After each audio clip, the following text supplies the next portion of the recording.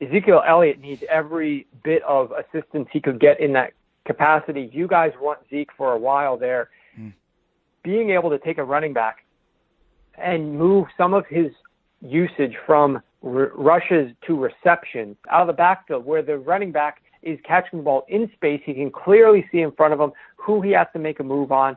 He's got opportunity to be tackled by lighter weight players in the secondary. It just makes far too much sense to throw the football to a running back, especially one who's as good as Zeke and who you guys want around for a long time, instead of just running him through the line of scrimmage time and time and time and time again, which is what they tend to do.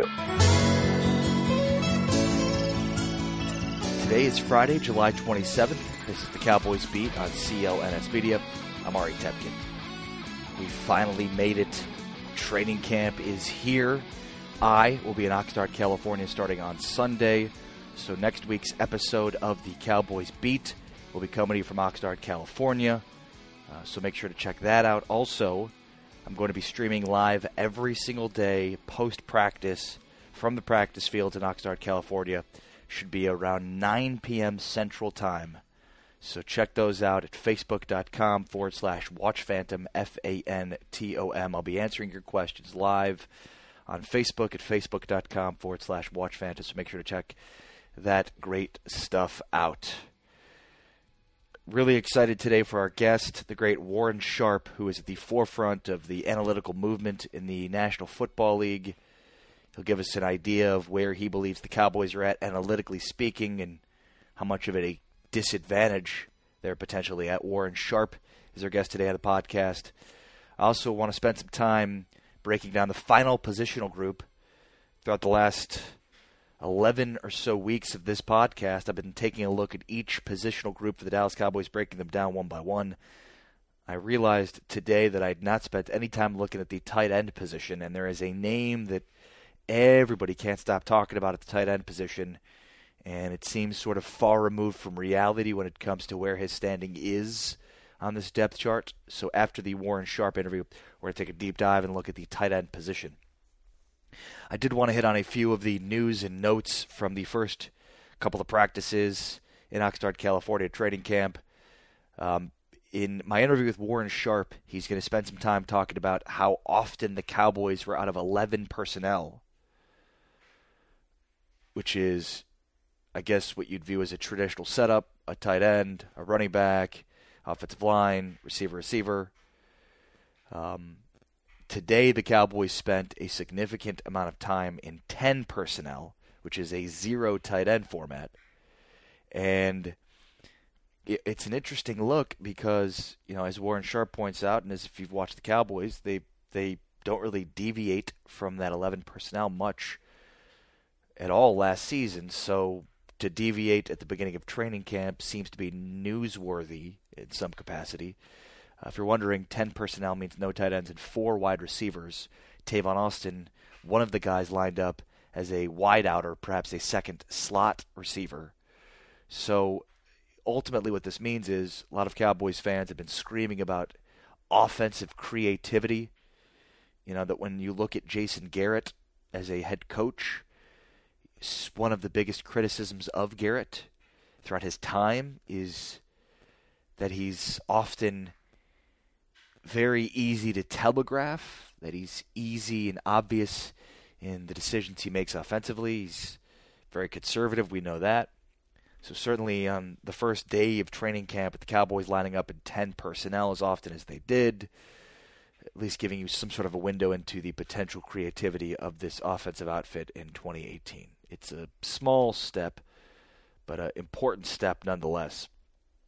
I guess the other big story out of Cowboys camp is the absence of Kavon Frazier. And obviously we've spent a ton of time this offseason talking about Earl Thomas at the safety position of the Dallas Cowboys and his availability and fulfilling needs. Well, I mean, the Cowboys have very little depth at safety. And, you know, one of the names certainly that Cowboys fans had heard of at that position was Kavon Frazier. You know, the presumptive starter at free safety is Xavier Woods. The presumptive starter, the starter at strong safety is Jeff Heath.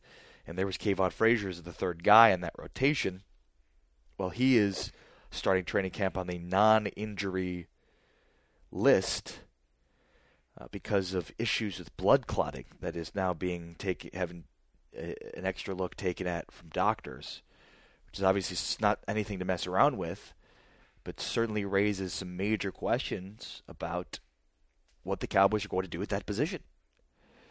And, for a position, again, that really lacked a lot of depth to start, that didn't really have a lot of numbers competing there, to basically take away another key component certainly would indicate the need to go out there and bring in somebody else. Now, look, I don't think losing Kavon Frazier makes that much of a significant difference when it comes to, now you got to go get Earl Thomas, right? To me, they should go get Earl Thomas independent of any particular need they'd have at numbers. Now, certainly, there's a couple of known commodities out there unsigned. Kenny Vaccaro, who's a talented safety at Texas and then had some good seasons with New Orleans, is unsigned.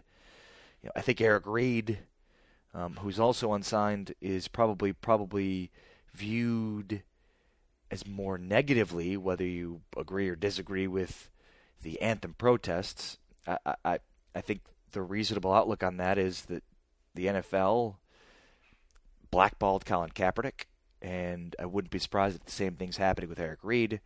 But Vaccaro's an interesting name to look at. But ultimately, I just think, Earl Thomas, whether they have Kavon Frazier or not, the Cowboys need to make a push for Earl Thomas. And look, I understand you can't give up a first-round pick for him. I don't even think you can give up a second-round pick to bring in Earl Thomas. I think a third-round pick is pretty good offering. I just don't know what Seattle's motivation is at this point. You could argue they're trying to win football games, and okay, I suppose that's enough motivation, but they've got a guy that's clearly upset with his standing. He said this week that he wasn't going to report to training camp, that he was going to sell his house in Seattle, and then he wasn't going to show up without a long-term contract. Well, he might have to sell his house in order to pay the fines that he's going to accrue while missing training camp. We'll see how long he can hold out, if he can afford it, how the situation plays out with the Seahawks. But obviously, he doesn't want to be there. He wants a long-term contract. He's watched Richard Sherman and Cam Chancellor and Cliff Averill and Michael Bennett all leave. And, he's the last piece, if you will, of the Legion of Boom. And certainly he sees that they could cut him if he gets hurt this year and he loses out on some significant money, and wants long-term assurances, and so he wants a long-term deal, and clearly again does not want to play for Seattle. And I don't understand the motivation exactly from Seattle when they're, he's upset with how they've handled the situation, and whether you agree with it or not on the holdout in general, I just don't what's the end goal there? You're trying to bring him into that locker room where he could become toxic, as opposed to, trading him now while he still has some value for a third-round pick potentially. You can get a third-round pick in the upcoming draft this offseason, or you could wait. He'll leave next year in free agency, sign him somewhere else, and depending on the money, you end up with a compensatory pick that's the following year. It's not going to be as high as the third-round pick you get from the Cowboys. It just... I look at the motivation of Seattle. It looks like they're in a rebuild. Why hold on to Earl Thomas when they can get some decent value for him in the open market? And for the Cowboys, I don't want to continue to labor this point, but he's the perfect guy in the perfect spot in the perfect situation. A coach on the field who can bring forth the most important components of Chris Richard's defense and schemes, as he's been well acquainted with them. Working with Chris Richard as long as he has, there's a familiarity there. On top of that, not just the familiarity, but you have a glaring need from a leadership standpoint at the back end of your defense. That's not even to bring up the fragility of a guy like Sean Lee, who's a unbelievable player and a great leader for that defense. But if there's an assumption here that he's going to miss some significant time this year due to injury, which is probably a fair assumption, right? Well, then don't you need to have a guy sort of waiting in the wings, a veteran leader that's been at the top of the mountain especially in the back end of that defense where you've got second-year players like Chidobe Awuzie, Jordan Lewis, and Xavier Woods, Marquez White, and Anthony Brown, who's trying to bounce back after a bad year last year. I mean, you've got a young group there that's in need of some veteran leadership and a really good, tested, true leader in Earl Thomas. Look, if Seattle is just completely and utterly unwilling to trade him, then there's nothing Stephen Jones can do. But in the absence of that, you'd hope that the Cowboys aren't too stubborn to figure out that this is the one area that they haven't really drafted considerably well. And even though it's not a priority of a position, it's one of the least valuable positions in the field. This is a guy, Earl Thomas, who transcends that. He's that good. So I don't think that the absence of Kavon Frazier should up the ante for the need for Earl Thomas. I think the need for Earl Thomas is self-evident.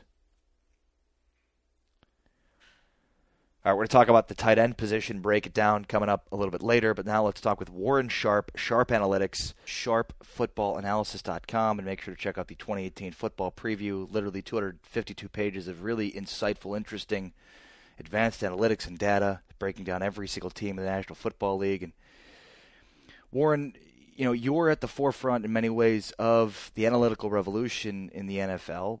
So what would you venture to guess is the percentage of teams that are actually implementing and using advanced analytical data to guide their schemes and play calling?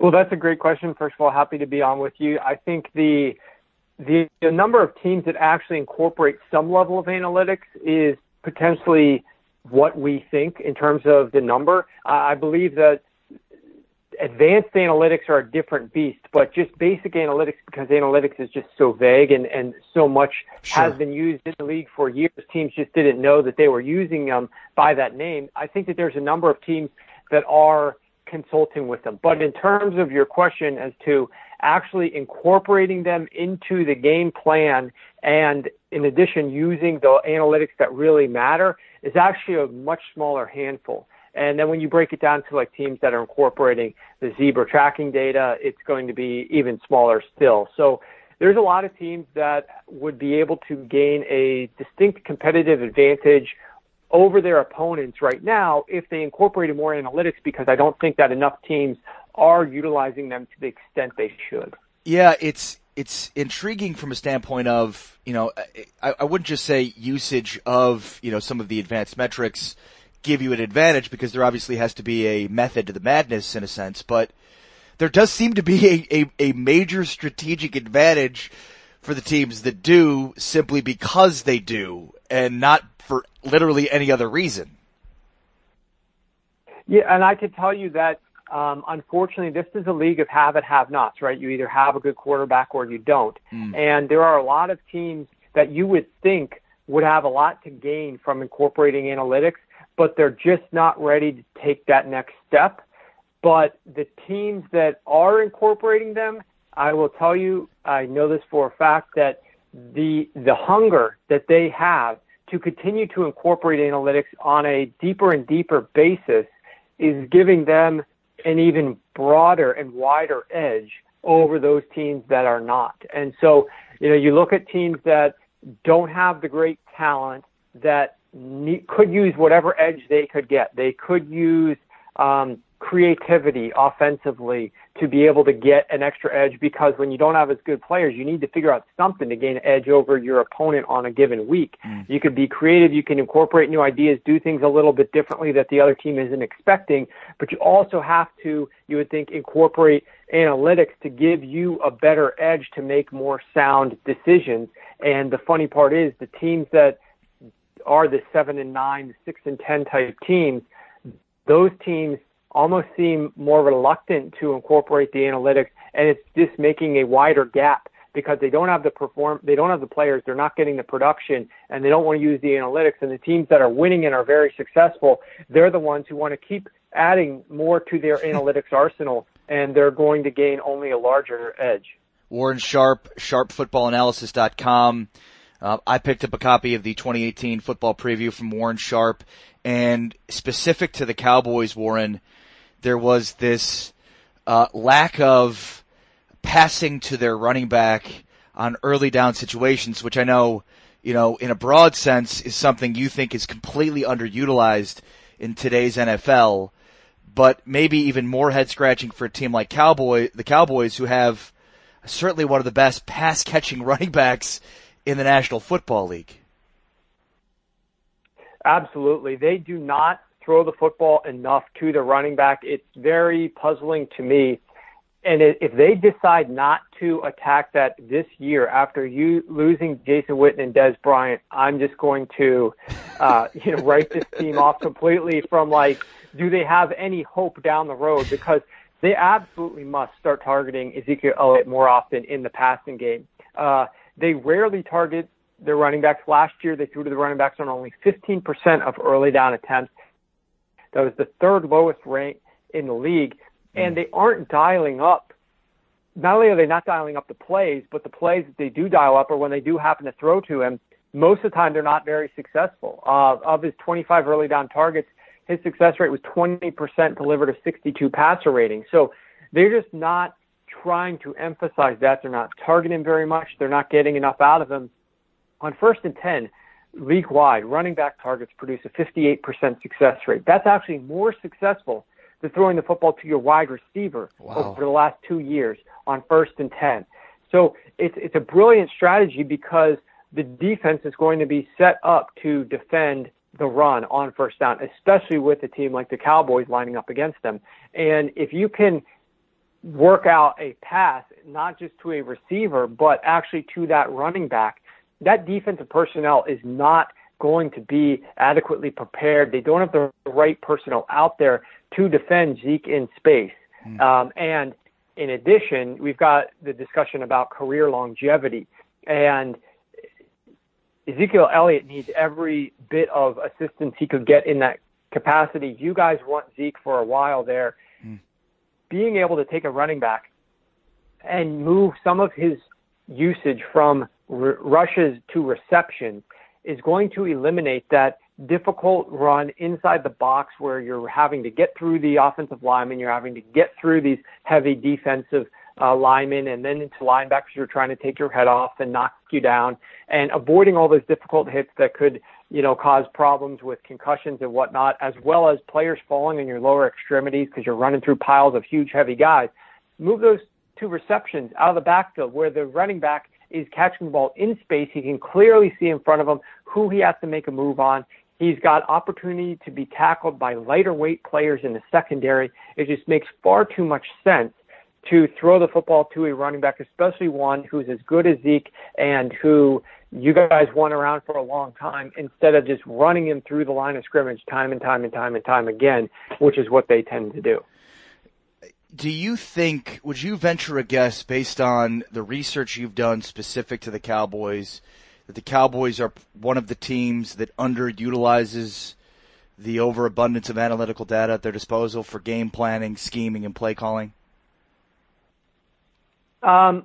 It's difficult to say without having any specific context there, but with regard to what I can see on the surface from where I'm sitting, I do not see them utilizing it enough to take advantage of their performance. I mean, one of the things is look at Dak Prescott. Okay, so Dak is a quarterback whose success rate and production dropped dramatically last year from 1st down to 2nd down to 3rd down. And what the team tries to do is they try to run the ball a lot on 1st down. They're actually very good at running the ball on 1st down. But they've fallen into a pattern like the New Orleans Saints fell into last season, whereby you take a team that can throw the football, but you want to run the ball more often than you would in prior years on 1st and 10. And even though the Saints were very productive running the football on 1st and 10, just like the Cowboys were last year, what the Saints saw is that on 2nd down, if you look at the numbers, they were actually more pass-heavy last season, 2017, than they were the prior year when they were more pass-heavy on 1st down. They were more pass-heavy on 2nd down, and they were more pass-heavy on 3rd down. And you say, well, why is a team like we remember the Saints? They moved a little bit away from Drew Brees. They became a little bit more run-heavy team. Why is a run-heavy team being more pass-heavy on 2nd down and pass-heavy on 3rd down than they were when they were much more of a passing team in 2016? The answer is they had more yards to go on 2nd and 3rd down. The reason why is because run plays gain fewer yards than do pass plays. And even if you're successful on running the ball on first down, you're talking about almost 5 yards a carry for a very successful run on first down. That is less than what an average pass play would be on 1st and 10. And so inevitably you're going to have more distance to go on second and then on third down. And what the Saints saw is they saw a massive drop in their third down performance. They were one of the worst teams in the NFL last season in their third down conversion rate. They ranked 22nd in the league after having ranked as one of the very best in the league in 2016. They dropped tremendously, and in part that was because they didn't have as few yards to go on third down, and so they had to call up more pass plays. Pass plays are more difficult to consistently deliver on third down. And so my point for the Cowboys in 2018 is this. You want to be a run team on first down. You don't have quite as many weapons at receiver, but it's easier for Dak to throw the ball on 1st and 10 when the defense is playing run with their run personnel than it is for Dak to throw the ball on 3rd and long or even 3rd and medium where the defense knows that you're going to have to pass the ball and they're playing the pass, especially when you don't have as many skilled wide receivers or reliable wide receivers, especially like a Jason Witten, who you can dependably go to on third down.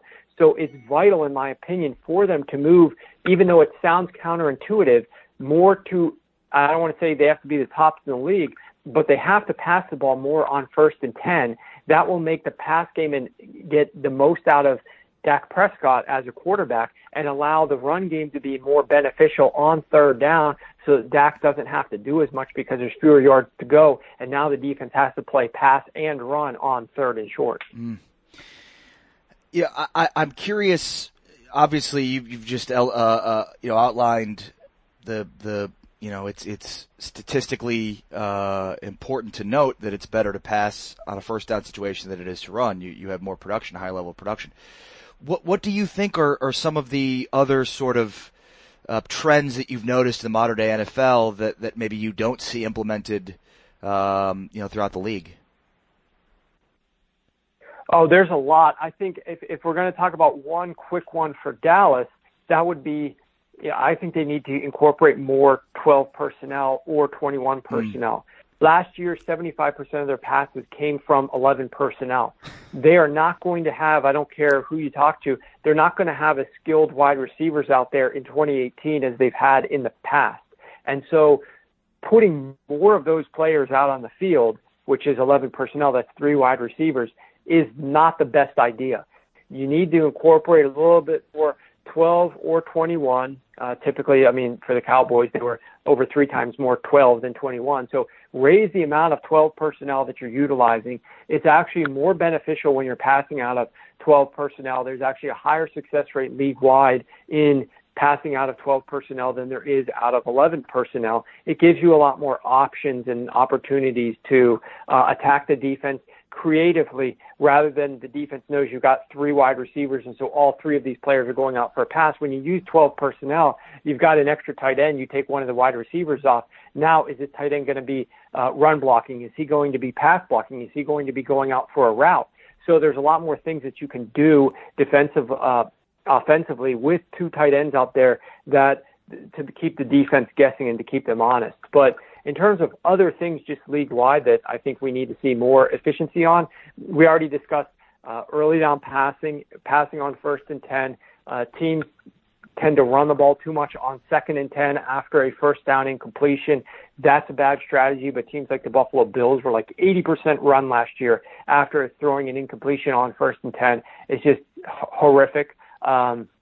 But there's a number of them in the book. I outline about 20 different things that teams should be doing more of that they aren't doing enough of. And one thing I will mention here is while I focus a lot more on passing because passing is more efficient now than it's ever been, the rule changes are only going to make it more so with them relaxing the catch rule. So more incompletions are now going to become catches in 2018. In addition, you have fewer, you're going to have more hit rule. The lowering of the helmet, I think, is going to be more of a factor in the run game, less of a factor in the pass game. And so you've got run blocking offensive linemen who could potentially get flagged for lowering their helmet. You got running backs who are going to be running through traffic who could get flagged for lowering their helmet. With passing the ball, I think you're going to get less of that. So I think it only emphasizes the need to pass the football more. But I will say that running the football is absolutely not dead. People say, well, should you pass on every single down because of these factors? The answer is no. You need to pass the ball enough to make the defense respect the pass, and then you can run the ball after that. So you got to constantly be evaluating what personnel the defense is using, what they're playing, and be able to make those checks at the line of scrimmage to call the right plays to gain the most yards. But in terms of generally speaking, running the football on short yardage is extremely successful, far more successful than it is to pass the ball. And running the ball in the red zone is also a big edge, especially from spread formations like 11 personnel. When you run the football, far too often teams go to like a jumbo package down near the goal line. Those are not very ideal. The ideal way to run the football in the red zone is to spread the defense out, give the allure of a pass play, but actually run from it. And those runs are very successful. So I think that there are, obviously you've got Zeke. You want to try to run him. You want to try to maximize his influence in a game. You don't want to take away rushing near the red zone. You don't want to take away rushing on short yardage, but you need to throw him the football a little bit more, and not on third down. Throw it to him on first or second down. That's when he's going to be the most successful in terms of converting first downs for you. And in addition, you need to realize that if you pass the ball a little bit more, especially on early downs, that's only going to open things up more for Zeke in the run game eventually, and it's also maximizing Dak's talent and what he does best, which is early down passing, not third and long passing. So I think there's hope, and you can incorporate some of these things. I'm going to be certainly studying and see what they do this year in terms of their personnel usage and their play calling to see if they make any adjustments. I won't say that I'm overly confident, but I always am slightly hopeful that a team like the Cowboys could change and could evolve, but we'll see what happens. Warren Sharp, as the NFL and football in general moves away from the ice age when it comes to analytics, Warren Sharp is certainly at the forefront of all of those predictive analytics and visualized data. Check him out, sharpfootballanalysis.com. Make sure to go check out the 2018 football preview from Warren Sharp and follow him on Twitter at sharpfootball. Warren, thank you so much for your time, man. Be well. Hey, thanks for having me. In our final positional breakdown, as I've spent the majority of the offseason breaking down each group position by position, I want to take a look at the tight ends. And what's funny about the tight ends is there's such a drastic void with the Cowboys losing All-Pro, future Hall of Famer Jason Witten. And yet all anybody could talk about from a fan's point of view, and people always ask me on streams and tweet at me, what's going on with Rico Gathers? What about Rico Gathers? He's the guy to replace Jason Witten. And yet that's so far removed from reality where, Gathers is basically the fourth tight end at this point. He's shown in no period of time since he's been with the Cowboys the ability to be a tight end in the National Football League. Where the Cowboys stand right now, Jeff Swaim is their first-string tight end. Blake Jarwin's backing him up. Dalton Schultz, their draft pick out of Stanford, is third. And Rico Gathers is fourth. Now, look, they're going to give Rico Gathers every opportunity to make this team, but they're not going to carry four tight ends. They may not even carry three, though they probably will because they're not going to release Dalton Schultz. But there is sort of this weird dynamic where fans are enamored with Rico Gathers, the potential that's there, but reality seems that he hasn't really shown any ability to be an NFL-level tight end over the course of his time in Dallas. He's not played in an actual NFL snap before. Jeff Swaim, Blake Jarwin have. The hardest dynamic will be what Witten brought to the table for so many years, which is the ability to be a great pass catcher and a great blocker. And even at his advanced age, he still could do both of those. A lot of tight ends in the NFL are specialists. They could either catch or they could block. Very few are multidimensional in the ability to do both.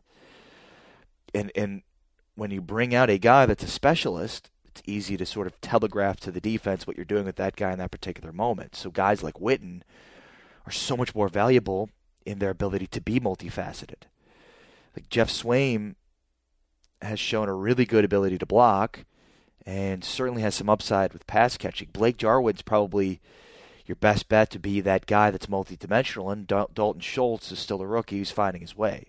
But there's going to be a tremendous void at the tight end position because you just don't replace Jason Witten. And stop with the Rico Gathers stuff.